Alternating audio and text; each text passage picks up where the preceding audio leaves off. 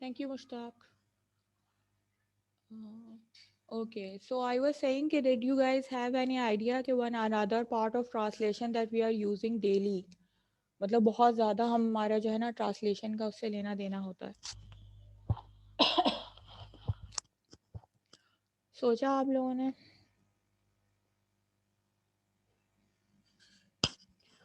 या बिल्कुल सही कह रहे हैं कि हम अपने जहन में वोकेबलरी को ट्रांसलेट करते हैं. हम किसी से बातचीत करना चाहते हैं तो हमें ट्रांसलेशन की ज़रूरत पड़ती है फ्रॉम अनदर लैंग्वेज. ठीक है. Also we are studying things like which are being translated in other from another languages. जैसे हमें बताया कुछ स्टूडेंट्स ने. तो कुछ और जहन में आ रहा है आप लोगों के कि एक और बहुत बड़ा पार्ट है हमारी लाइफ का जो हम यूज करते हैं, ट्रांसलेशन. पोटी निकल गई.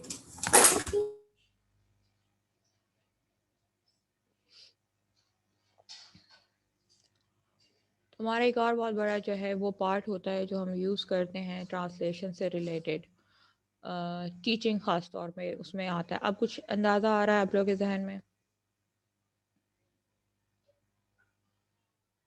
मैम नॉलेज को स्प्रेड करने के लिए, मतलब इंफॉर्मेशन देने के लिए. सुदाम आप बोलो, क्या बोल रहे हो?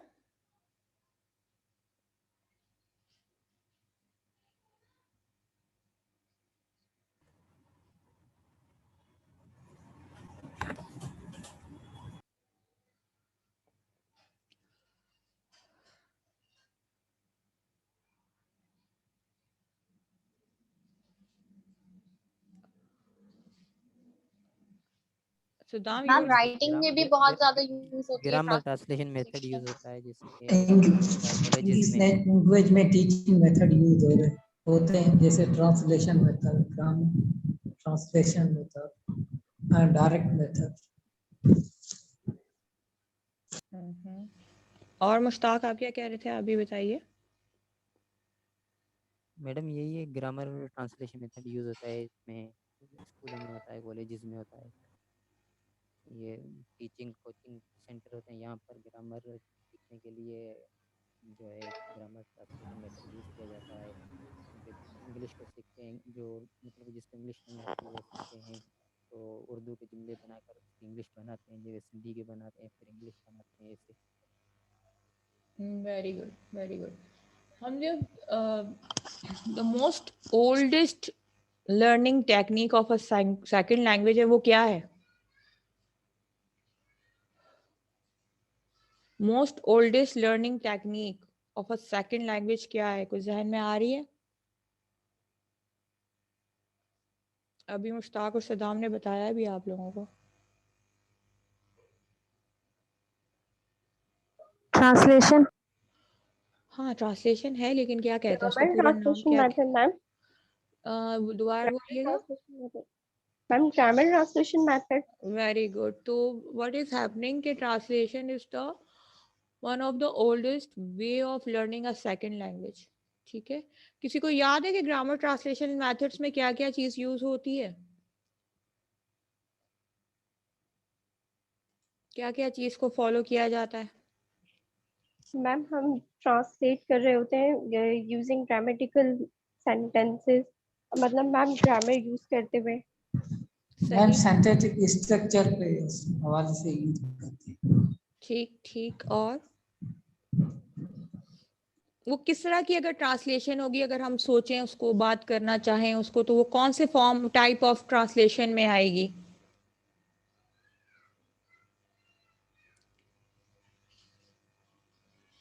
मैं जो ये अपने वो पार्क जो वाला जो सेंटेंस है उसकी एग्जांपल दी थी, लाइक उस तरीके की ट्रांसलेशन की जो काइंड में आएगी। हाँ उसमें आएगी, लेकिन उसको हम कहते क्या है?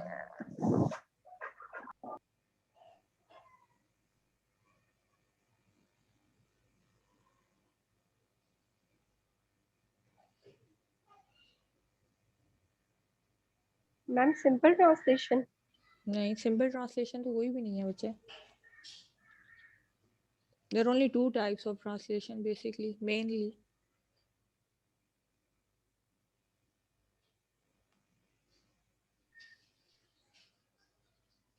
कुछ जहन में आ रहा है आप लोगों के? Ma'am English translation. Ma'am English नहीं, इंग्लिश तो उसमें ये तो लैंग्वेज है ना, इसमें ये थोड़ी लेना है।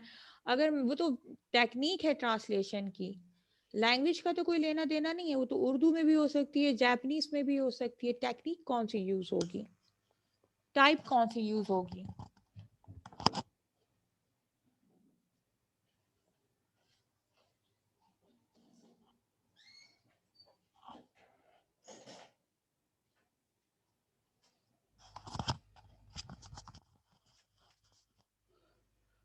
बिकॉज अभी थोड़ा आसिया ने अच्छा बता दिया था, लेकिन आसिया को नाम नहीं आ रहा। आसिया नाम ढूंढो जल्दी से,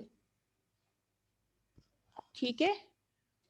स्ट्रक्चर सेंटेंस। हाँ ये भी है, ठीक कह रही हो, मैं नहीं कह रही गलत कह रही हो, लेकिन इसको हम कहते हैं ना, हम ट्रांसलेशन स्टडीज में क्या कहते हैं इसको? अभी थोड़ी देर पहले भी मैंने इतनी लंबी कहानी की थी, आप लोग सिर्फ ग्रामर ट्रांसलेशन मेथड, हाँ जीएमटी। जी, ग्रामर ट्रांसलेशन मेथड है, लेकिन वो कहलाएगा क्या? ट्रांसलेशन में क्या कहलाएगा? इसमें मतलब कि रूल्स जो स्टूडेंट है वो रूल्स सीखते हैं जो ग्रामर के हैं, sentence between target language and native language में यूज करते हैं। ठीक ठीक, मैडम सही, हमने रूल्स भी कर लिए। तो ये कहलाएगी क्या अगर हम बात करते हैं? अभी तो हमने पढ़ा है, अभी 1 सेकंड हुआ है हमने पढ़ा है।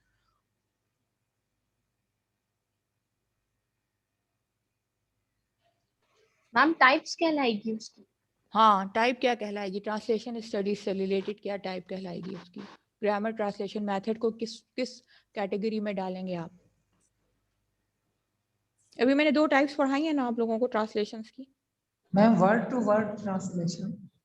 Very good. Ma'am communication translation और कम्युनिकेटिव, इस तरह से भी कोई वर्ड आ सकता है। हम जब भी ट्रांसलेशन करते हैं किस तरह से करते हैं? तो ग्रीक और लैटिन है। Word to word. ठीक, और sense to to sense. Sense sense to for sense sense, ma'am. Word for word, दो ट्रांसलेशन टाइप्स होती हैं हमारे पास, सही है, मेन जो होती हैं कि हम किस तरह की ट्रांसलेशन करते हैं। ठीक है, वर्ड फॉर वर्ड करेंगे, सेंस फॉर सेंस करेंगे। अब वर्ड फॉर वर्ड, अब वो मैं आपसे पूछ रही हूँ कि ग्रामर ट्रांसलेशन मेथड जो है वो इन दोनों में से किस में आएगा?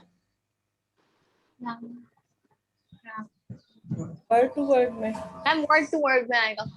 वर्ड टू कैसे वर्ड। Word to word. कैसे आएगा? हम क्योंकि उसमें रूल्स अप्लाई हो रहे हैं। रूल्स क्या क्या अप्लाई हो रहे हैं? मैम जिस तरह से मतलब इसमें ग्रामर का ख्याल रखना है हमें, और मतलब इंटरप्रिटेशन नहीं आ रही मैम। Good good good.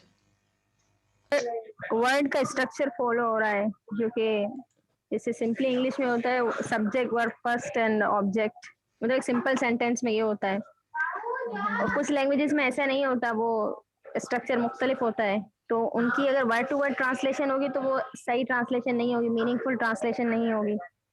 लेकिन ग्रामर ट्रांसलेशन मेथड तो इसी को फॉलो करता है ना, सिंथेटिकल स्ट्रक्चर को फॉलो करता है ना।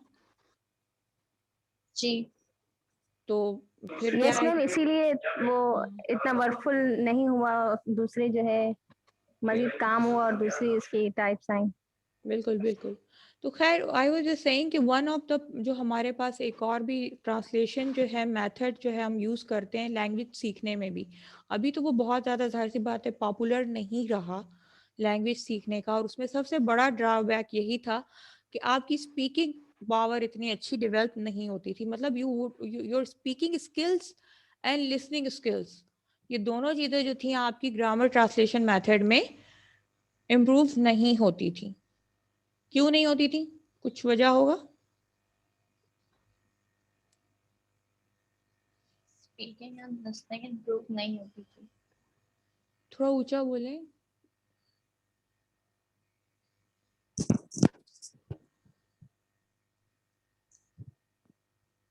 मैम इसलिए कि जब हम स्पीक करते हैं तो मैम हम सेंटेंस टू सेंटेंस वाले फॉर्म से करते हैं बात।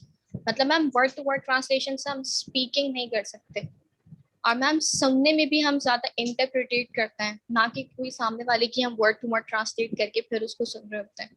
मैम इसलिए मैथड ज्यादा काम नहीं किया।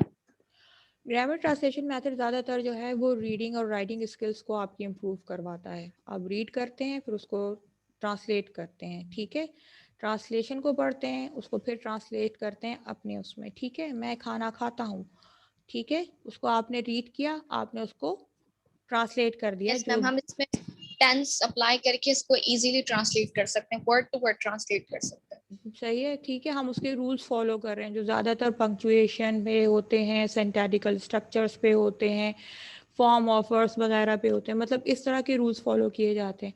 मोस्टली जब ये आपको पढ़ाया मतलब ये जब इन्वेंट हुआ था तो उसमें ज़्यादातर लोग स्पीकिंग स्किल्स में इतना ज़्यादा नहीं रखते थे, क्योंकि भाषा वगैरह लोग ज़्यादातर लेटर्स ही भेजते थे। तो वो फिर अपने एक अच्छे तरीके से उनको लैंग्वेज आनी चाहिए थी और उसको बहुत ही अच्छे तरीके से लैंग्वेज को जो है वो फॉलो करते थे, इम्प्रेशन बनाते थे। आज भी राइटिंग स्किल्स अगर आपने अपनी इम्प्रूव करनी है तो बेस्ट तरीका है कि आप ग्रामर ट्रांसलेशन मेथड के ज़रिए किसी सेकंड लैंग्वेज को सीखने की कोशिश करिए। लेकिन स्पीकिंग वाइज ये इतना अच्छा नहीं होता, और लिसनिंग में तो होती ही नहीं है, इसके अंदर लिसनिंग एक्सरसाइजेस नहीं होती, स्पीकिंग एक्सरसाइजेस नहीं होती, तो इस लिसनिंग एंड स्पीकिंग स्किल्स आपकी कम हो जाती हैं। दूसरा ये कि हम एक बस सिर्फ राइटिंग स्किल्स जो है हम अपनी राइटिंग के हिसाब से थोड़ा सा इसमें जो है और ग्रामेटिकल वैल्यू से हम अपने आप को इसमें ज़्यादा इम्प्रूव कर लेते हैं, और हमारी बाकी जो दो स्किल्स होती हैं वो बिल्कुल ही पीछे रह जाती हैं।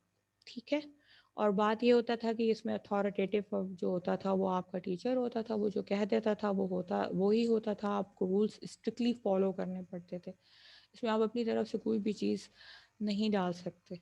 ठीक, तो समझ में आ गया आप लोगों के? खैर मैंने तो सिर्फ इसका लेना देना नहीं है, मैं आपको एक और बता रही थी कि ट्रांसलेशन मेथड के ज़रिए हम सेकंड लैंग्वेज भी सीखते हैं, जो कि ग्रामर ट्रांसलेशन मेथड आपका कहलाता है। मैम स्कूल लेवल पर हमें आई थिंक इसी मेथड से पढ़ाया जाता है ज्यादातर। अब तो ब्लेंडेड मेथड आ गया है, तो वैसे ज़्यादातर आप इसी लैंग्वेज से, इसी मेथड से ही सीखते हैं। हमारे यहाँ पाकिस्तान में आज भी इसी मेथड को ही फॉलो किया जाता है। बिल्कुल राइट। रूल्स आपको बता दिए जाते हैं ग्रामर के, किसी भी सेकंड लैंग्वेज के, आप उसको फॉलो करते हैं और उससे ज़रा आप इधर से उधर हो जाएं तो फिर जो है वो मसाइल क्रिएट हो जाते हैं आपके लिए। मैम टीचर सेंटर्ड एनवायरनमेंट होता है ना, इसलिए जी वेरी गुड। प्राइमरी लेवल पे। सेकेंडरी में भी है। 2 घंटे से बारिश हो रही है। जब मैं मैट्रिक में थी तब भी मैंने याद किया, आप लोग मैट्रिक में थे तब भी मैं याद किए। सही। इफ यू हैव जब अपीयर्ड इन मैं मैट्रिक। पहुंचना तो ट्रेन जा चुकी थी। जी, मेरे पहुंचने से पहले ट्रेन जा चुकी थी। सही। और वही है, और वो प्रीपोजिशन के वो 5 सवालात हैं जो आपके, अब उसमें आ जाते हैं, एमसीक्यूज में आ रहे होते हैं। आई डोंट नो, मेरे टाइम पे तो एमसीक्यूज में आए हुए थे, का पता नहीं कि अब आते हैं कि नहीं आते हैं, लेकिन खैर। और वो एक आपका जो समरी करना है आपने, और सो ये नहीं कि आप कुछ और करेंगे। लेकिन ठीक है, बुरा नहीं है। हमारे बोर्ड ऑफ एजुकेशन ने अप्रूव किया हुआ है तो कुछ सोच के किया होगा, बिकॉज बोर्ड जो बैठता है वो बहुत सोच समझ के काम करता है। तो मैं, अब आपको समझ में आ गया कि हम सेकंड लैंग्वेज भी ट्रांसलेशन के ज़रिए सीखते हैं। अब वो पॉपुलर है नहीं है, अच्छा है नहीं है, लेकिन तरीक़ेकार है। ठीक। फिर हमारे पास यस सारी, मैम। ठीक है, हमारे पास सारी हॉली बुक्स हैं, उनकी ट्रांसलेशन मौजूद है। ठीक। और किस चीज़ों में हमें ट्रांसलेशन काम आती है, कुछ आइडिया? मैम जैसे एमडीसी में यूज करते हैं सफीर एंड मुल्क को। बिल्कुल बिल्कुल बिल्कुल। आप एक मुल्क के हैं, आप या तो खुद किसी मुल्क को जाते हैं तो वहाँ पे आपको ट्रांसलेटर की ज़रूरत पड़ती है अगर आपको उस मुल्क की ज़बान नहीं आती, या फिर आपके पास जो एम्बेसीज मैम आपके। जैसे लोग हज पे जाते हैं, जी जी जी। क्या करते हैं हज पे जाके? जैसे लोग हज पे जाते हैं तो वहाँ पे सऊदी अरेबिया में होता है हाँ। ट्रांसलेटर होता है हमारा जो पाकिस्तान का स्पीकिंग लैंग्वेज के हिसाब से। तो ओह सही। कुछ लोग तो अरबी ज़्यादा नहीं समझते हैं तो इसलिए प्रॉब्लम होता है, तभी वहाँ पे ट्रांसलेटर होता है हमारा ओह लैंग्वेज में ट्रांसलेट उर्दू में करते हैं। Good, very good. देख लें, इसी तरह से अगर देखा जाए कि अगर हम कहीं घूमने जाएं, चलिए यहाँ तो अल्लाह सबको हज की तौफीक अता फरमाए, आमीन।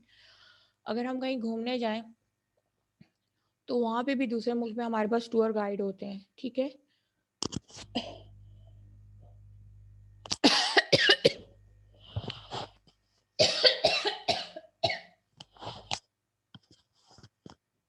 तो हमारे पास टूर गाइड्स होते हैं जो हमें उस ज़बान में गाइड कर रहे होते हैं, हमें बता रहे होते हैं कि आपने क्या करना है और क्या नहीं करना। और जैसे अभी सदाम ने हमें एग्जांपल दिया कि इवन हज मुबारक में जब जो लोग जाते हैं तो वहाँ पे आपके पास जो गाइड होता है जो आपको वहाँ के सारी चीज़ों का अरबी ज़बान में तर्जुमा करके बताता है।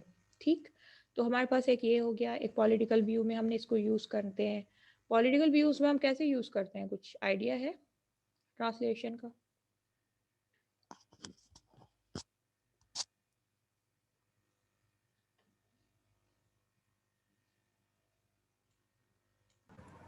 मैम मैम जैसे स्पेसिफिक एरिया के। जी साजदा। देखिए, मेरा भी यही पॉइंट है कि हम जिस एरिया में जाते हैं, टारगेट एरिया जो हमारा होता है, हम उसी लैंग्वेज पे वहाँ पर स्पीच देते हैं ताकि लोग ज़्यादा से ज़्यादा मतलब अट्रैक्ट हों उससे और वो अवेयर हों हमारे मंशूर वगैरह से। सही। लीडर्स की स्पीचेस को सुनने के लिए, जैसे मैम जैसे अब जैसे वो नारे भी जो बना लेते हैं। क्या बना लेते हैं? मैम नारे जो बना लेते हैं डिफरेंट डिफरेंट लैंग्वेजेस में, हाँ फीलिंग्स नारे। को पॉप अप करने के लिए। Very good. नारों के पॉलिटिकल व्यू में नारे, वेरी गुड। स्लोगन, सही, वेरी गुड। और हम जब दूसरे मुल्कों में जाते हैं कॉन्फ्रेंसेस के दौरान तो हमें ट्रांसलेटर्स की ज़रूरत पड़ती है जो इंटरप्रेटर कहलाते हैं बेसिकली। ठीक है। बड़ी बड़ी कॉन्फ्रेंसेस होती हैं, अगर आप कभी कोई बड़ी यूएनओ की कॉन्फ्रेंस सुने तो उसमें आपको बकायदा पीछे ना छोटी छोटी आवाज़ें आ रही होंगी डिफरेंट लैंग्वेजेस में। एक तो इंग्लिश में वो आपको मेन बता रहा होगा, ठीक है, फिर थोड़ा थोड़ा पीछे ना वो रुकेगा, फिर थोड़ी देर बाद डिफरेंट लैंग्वेजेस की आवाज़ें आपको सुनाई देंगी हल्की हल्की। कभी कोई कॉन्फ्रेंस हो तो आप देखिएगा। हम जो मुल्क है पाकिस्तान, उसमें तो हमारी चूँकि इंग्लिश सेकंड लैंग्वेज है, तो जब हम या इंडिया जाती है यूएनओ की कॉन्फ्रेंसेस में तो हम डायरेक्ट इंग्लिश में ही कॉरस्पॉन्ड करते हैं, हम बातें करते हैं। लेकिन आपने किसी और मुल्क को देखा है कि वो खड़ा होगा उसका वज़ीर आज़म और कोई और बोलेगा उसकी जगह पे? कभी देखा है? नो मैम, उनके वज़ीर आज़म खुद बोलते हैं और ट्रांसलेटर उनका वो करते हैं, ट्रांसलेट करते हैं। हाँ, तो वही मैं कह रही हूँ, वो खुद तो इंग्लिश में तो नहीं बोल रहा होता ना, वो अपनी ज़ुबान में तकरीर कर रहा होता है। यस मैम, वो अपनी ज़ुबान में बोल रहे होते हैं, और उसके ट्रांसलेट पीछे जो है वो उनके जो ट्रांसलेटर होते हैं वो अपनी ज़बान में बता रहे होते हैं, ठीक है, मतलब वो इंग्लिश में उसको ट्रांसलेट करके बता रहे होते हैं। तो एक ये चीज़ भी होती है, ठीक।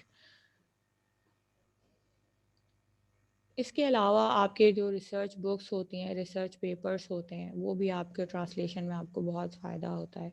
बहुत सी ऐसी बुक्स हैं, बहुत सी ऐसी चीज़ें हैं जो कि अगर चाइनीज़ ज़बान में बहुत अच्छी रिसर्च हुई हुई है तो उसको जब आप चाह रहे हैं कि सारी दुनिया को, जैसे अभी कोविड वैक्सीन, अभी कोविड जो एक्चुअली कोविड-19 जो आपके पास ये जो जर्म दरियाफ्त हुआ था वो बेसिकली हुआ तो चाइना में था, ठीक है। तो अगर चाइनीज़ डॉक्टर्स के बारे में कोई चीज़ लिखना चाहते हैं और उनको इंग्लिश नहीं आती तो क्या वो नहीं लिखेंगे क्या?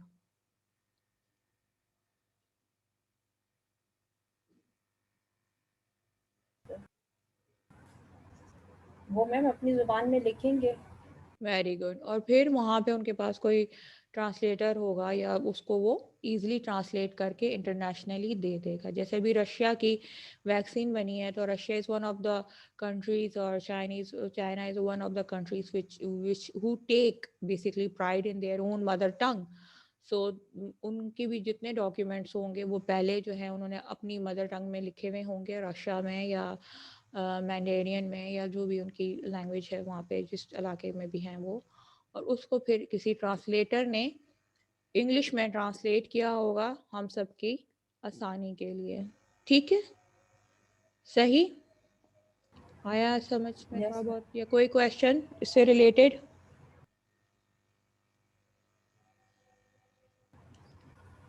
No ma'am.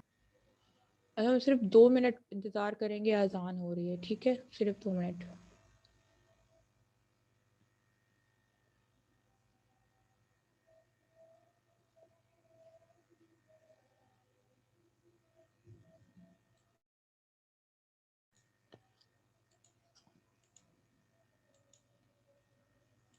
आप लोग तब तक ये स्लाइड पढ़िए, इस स्लाइड को पढ़िए और फिर मुझे बताइएगा कि क्या समझ में आया आप लोगों को।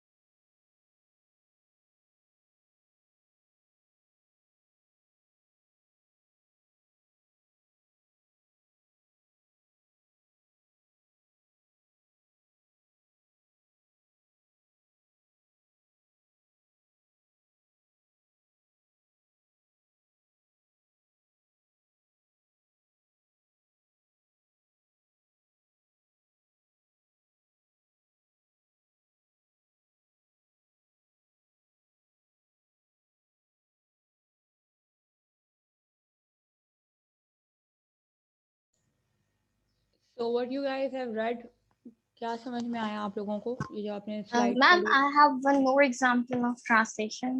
Yes, Ma'am, sure. maybe it is wrong. Ma'am, जो different sign boards जो लगे हुए होते हैं और जो different symbols होते हैं, मैम different countries में हर symbol के अलग meanings होते हैं.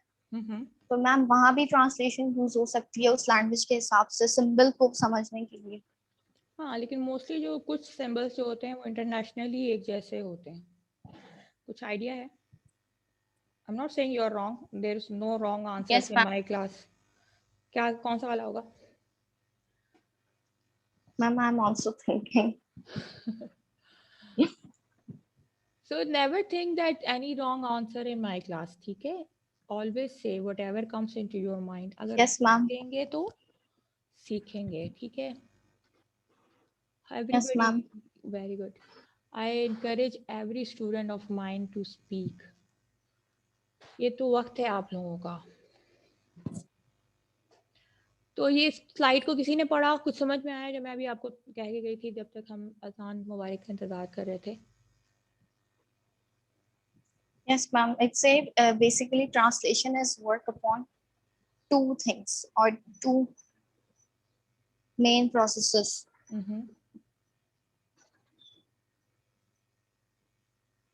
Ma'am, one is the product, another is the process.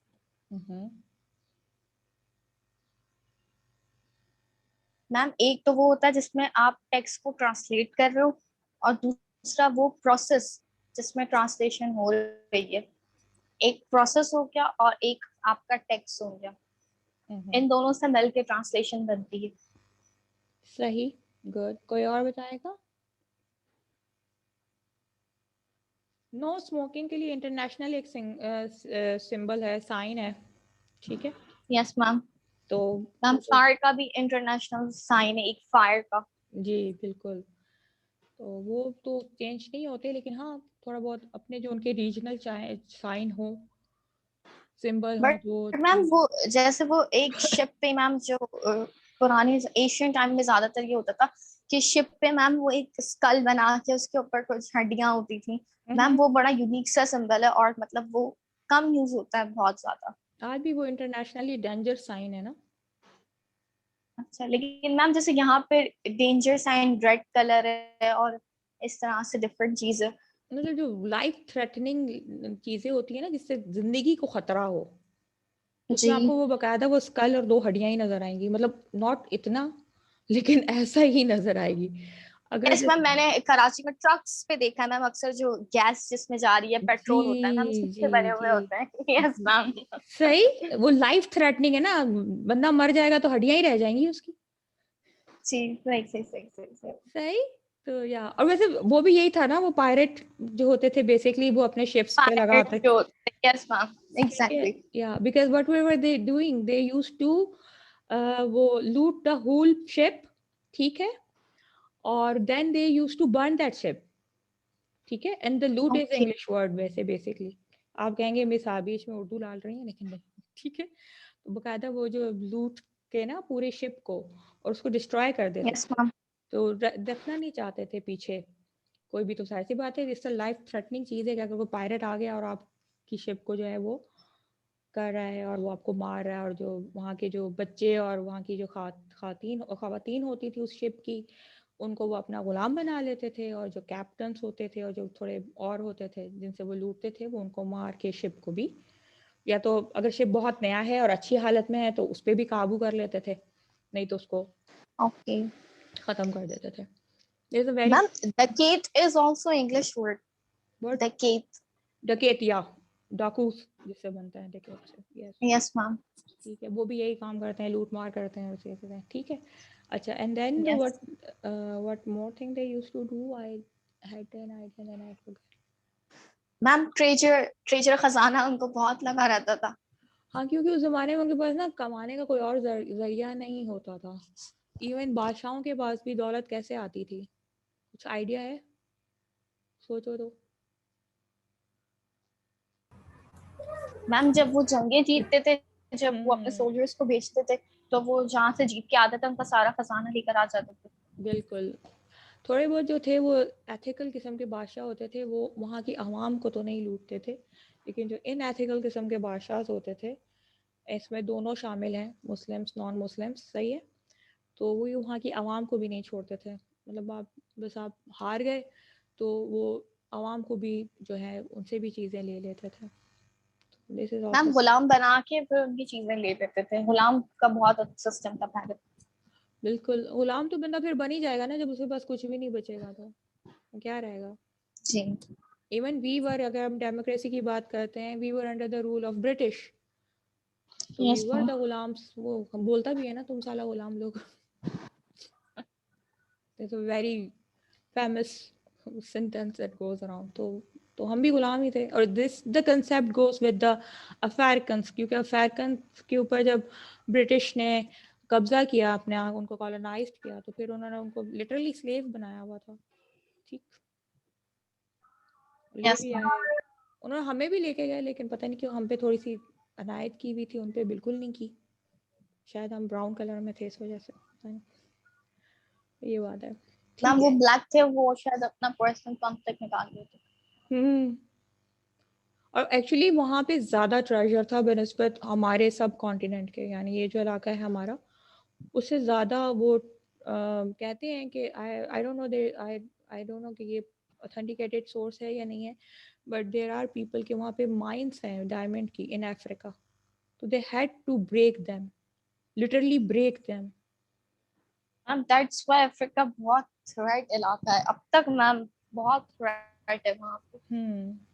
वही तो, इसलिए उन लोगों को उन्होंने ना बिल्कुल ब्रेक करके रखा हुआ, तोड़ के रखा हुआ है। और मैं वहाँ के लोग बनिस्बत हमारे लोगों के इतने इंटेलेक्चुअल नहीं थे, वो बहुत मासूम से थे, वो उनके बहुत अभी तक इवन होशियारी नहीं थी उसमें। बिल्कुल 1950s तक भी अगर आप उनके कुछ लिटरेचर ट्रांसलेशन में उठा के पढ़िएगा, तो आपको वहाँ पे वो चीज़ें जो है दिखाई देंगी जो हमारे यहाँ, जैसे कि मतलब वो बाकायदा मतलब जादू टोना करना जो उनके मज़हब में इजी है, मतलब ओके है, ठीक है, और सेक्रीफाइस, ह्यूमन सेक्रीफाइस, यानी लोगों को मार देना, ठीक है, और देवर अफ्रेड ऑफ ट्विंस। अगर ट्विंस पैदा हो जाएं वहाँ पे तो उनको बहुत घबराहट हो जाती थी, वो कहते कि कोई ईवल आ गया, तो वो उन बच्चों को मार के दफन कर देते थे। तो इस किस्म की प्रैक्टिसेस इवन 1950s 60s तक चल रही थी वहाँ पे, जो कि गलत है, जिसका सिर्फ एक ही फायदा हुआ कि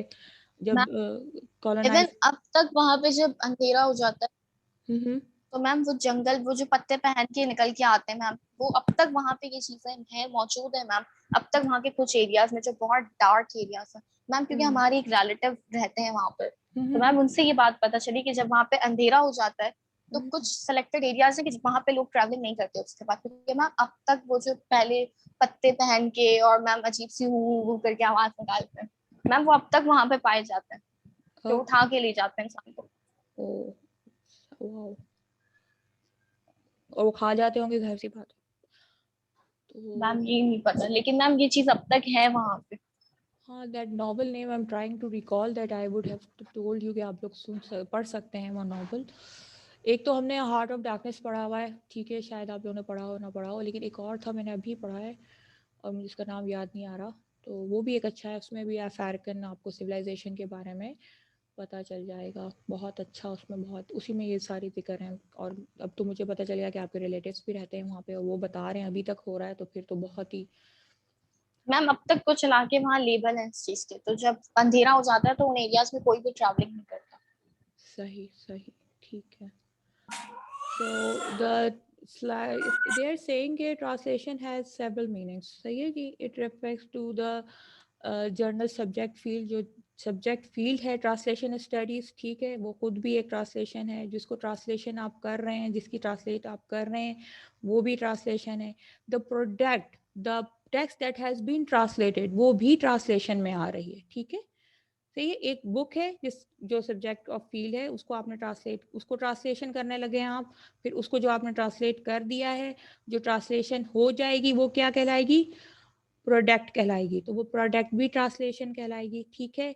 the process of producing a translation, otherwise known as translating, वो भी प्रोसेस ऑफ ट्रांसलेशन में ही आता है। The process of translation between two different written languages involves the translation later changing an original written text, the source text in an original verbal language, the source language into a written text, the target text in a different verbal language, the target language। ठीक है, वो आपको ये यहाँ बताने की कोशिश कर रहा है कि जो सोर्स टेक्स्ट है, ठीक है, या उसकी जो वर्बल लैंग्वेज है या सोर्स लैंग्वेज है, उसको जब आप टारगेट लैंग्वेज, अब मैं आपको बताती हूँ, एक बुक है जो उर्दू में लिखी हुई है, ठीक है, उसको आपने ट्रांसलेट करना है इंग्लिश में, सही। अब जो आपके पास सोर्स लैंग्वेज या सोर्स टेक्स्ट होगी वो क्या कहलाएगी? उर्दू। Very good. और टारगेट लैंग्वेज और टारगेट टेक्स्ट क्या कहलवाएगी? इंग्लिश। इंग्लिश। अब ये जो सोर्स लैंग्वेज है आपके पास या सोर्स टेक्स्ट है वो वर्बल भी है, यानी बोली भी जाती है, लिखी भी जाती है, ठीक है। तो जब आप ट्रांसलेट कर रहे होंगे तो भी तो आप उसको किस लैंग्वेज में कर रहे हैं? टारगेट टेक्स्ट वर्बल में भी और रिटन फॉर्म में भी, ठीक, आ गया समझ में? और ये जो पूरा काम आप कर रहे हैं ये प्रोसेस ऑफ ट्रांसलेशन कहलाएगा। सोर्स टेक्स्ट को आपने उठाया, जो जिस उर्दू में आपने उर्दू की लैंग्वेज को ट्रांसलेट करना है इंग्लिश में, तो आपने सोर्स टेक्स्ट उठाई, उसको इंग्लिश में ट्रांसलेट कर दिया, ठीक है। ये जो पूरा प्रोसेस है वो ट्रांसलेशन कहलाएगा, सही। और जो चीज मिलेगी आपको ट्रांसलेट हुई हुई वो क्या कहलाएगी? प्रोडक्ट। अंडरस्टैंडिंग? Yes ma'am. सही है, बड़ी इजी है। इसमें यहाँ पे आपको थोड़ा बताने की, अगर ये मुझे इजाजत दे दे तो, सोर्स टेक्स्ट हो गया, ठीक है, फिर वो जाता है टारगेट टेक्स्ट पे, ठीक है, फिर जो बनता है हमें क्या बनता है? प्रोडक्ट बनेगा, ठीक है, प्रोडक्ट बनेगा, सही है। वो जो आपने ट्रांसलेट हुई हुई आपके पास क्या है, इसको क्यों मिटा रहे हैं? ठीक है, ट्रांसलेट हुई हुई आपके पास मटेरियल है, तो वो आपका प्रोडक्ट है। यानी आपने उर्दू की चीज को लिया, उसको ट्रांसलेट किया इंग्लिश में, और जो चीज आपके पास हासिल हो गई वो प्रोडक्ट हो गया, प्रोडक्ट। ठीक, ट्रांसलेशन जो आपके पास आ गई। Yes ma'am. ठीक, कुछ पूछना है इसमें? समझ में आ रहा है? Yes ma'am. और जिस तरह हमने उसको उर्दू से इंग्लिश में किया तो इंग्लिश का हेल्प लेते हुए पूरा प्रोसेस हो गया। बिल्कुल बिल्कुल, क्योंकि दोनों टेक्स्ट जो है हमारे पास वो वर्बल फॉर्म में भी है और वो हमारे पास रिटन फॉर्म में भी है। वी विल स्टडी आगे, होमर इसी चीज को लेके बात करेगा, होम्स इसी को लेके बात करेगा कि जब हम ट्रांसलेट कर रहे होते हैं तो हम जहन में भी चला रहे होते हैं